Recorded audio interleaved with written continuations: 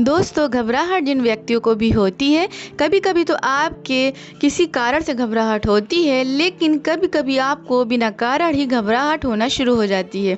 इंसान समझ नहीं पाता है कि आखिर उसको ऐसा क्यों हो रहा है और वो व्यक्ति बहुत ज़्यादा दुखी और परेशान रहने लगते हैं। उनका दिल हमेशा दुखी रहता है। कभी कभी लाइफ में कुछ अच्छा भी हो जाता है तो भी उनको उस खुशी के मोमेंट में भी अपने घबराहट वाले विचार आने लगते हैं और उनकी सारी खुशी मिट्टी में मिल जाती है। किसी भी समय बिना कारण घबराहट उनको स्टार्ट हो जाती है।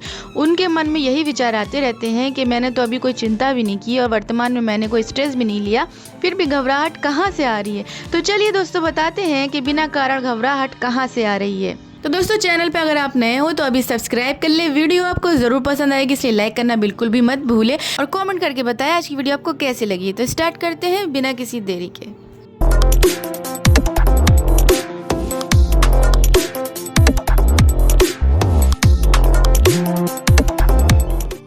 तो दोस्तों, इसके पीछे का कारण है आपके सबकॉन्शियस माइंड की प्रोग्रामिंग, आपके अवचेतन मन की बिगड़ी हुई व्यवस्था।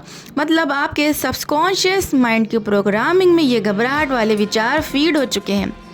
एग्जाम्पल के लिए दोस्तों, जब आपको सुबह जल्दी उठना होता है तो आप खुद से नहीं उठ पाते हैं क्योंकि आपकी आदत नहीं है इतनी सुबह जल्दी उठ जाने की।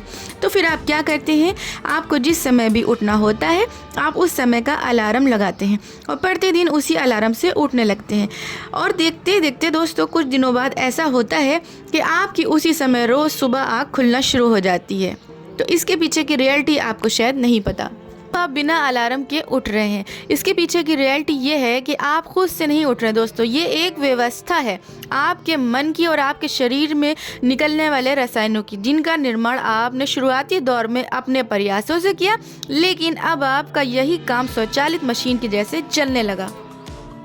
तो बिल्कुल ठीक उसी तरह जब आपको घबराहट होती है तब आपको लगता है कि घबराहट अपने आप हो रही है, लेकिन सच तो ये है कि जो अनजाने में आपके सबकॉन्शियस माइंड के प्रोग्रामिंग में विचार सेट हो चुके हैं, ये उन्हीं का नतीजा है और यही प्रभाव दिखा रहे हैं। मन की इस बदली हुई अवस्था को बदलने के लिए बहुत ज़्यादा दोस्तों ज़रूरी है कि आप सही कारणों का पता लगाएं।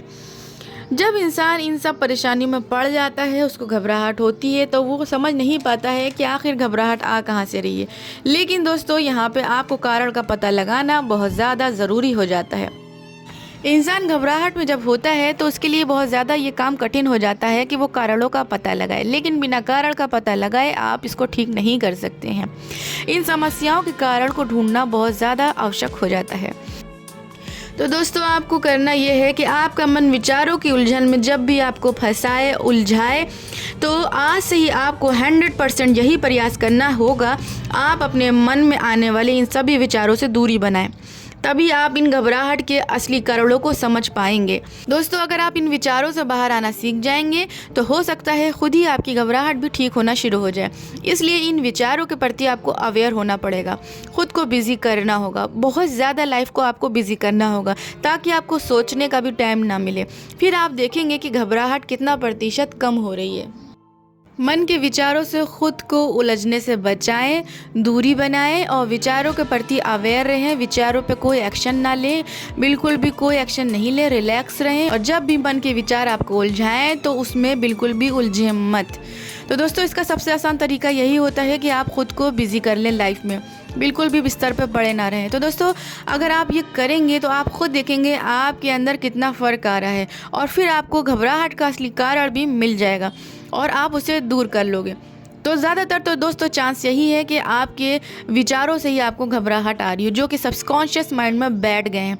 और जब आप इन विचारों से ही दूर रहने लगेंगे तो काफ़ी हद तक आपकी घबराहट भी दूर हो जाएगी। तो इस तरीके से आप अपनी घबराहट को पूरी तरीके से कंट्रोल कर सकते हैं। तो दोस्तों, आई होप आज की वीडियो आपके लिए काफ़ी हेल्पफुल साबित हुई। इसी उम्मीद के साथ इस वीडियो को यहीं पे ख़त्म करती हूँ। जब तक के लिए मुझे दे इजाज़त, गुड बाय।